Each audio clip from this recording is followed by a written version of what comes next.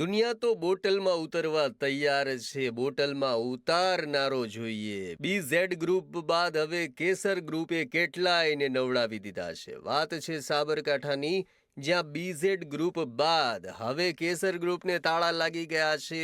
10 દિવસથી લાગેલા તાળા અનેક રોકાણકારોના હૃદયના ધબકારા વધારી રહ્યા છે. જી હા, કેસર ગ્રુપ જેની 3 વર્ષની ઉજવણી હમણાં જ કરવામાં આવી. હિંમતનગરમાં તો નવી ઓફિસ ખોલી ઉદ્ઘાટન કરવામાં આવ્યું. કેટલાય મહેમાનોને આમંત્રિત કરવામાં આવ્યા. ત્યાં સુધી કે સાબરકાંઠા અરવલ્લીમાં હોર્ડિંગ્સ પણ લગાવી દેવામાં આવ્યા. અને 1.5 મહિના પહેલા જે ઓફિસો ખુલી હતી, જ્યાં 10 દિવસથી અલીગઢી તાળા લટકી રહ્યા છે, અને જે લોકોના રૂપિયા કેસર ગ્રુપમાં લાગેલા છે તેમના ધબકારા વધી ગયા છે. તેમને હવે એડર સતાવા લાગ્યો છે કે ભાઈ તેમના પૈસા તેમને પાછા મળશે કે કેમ.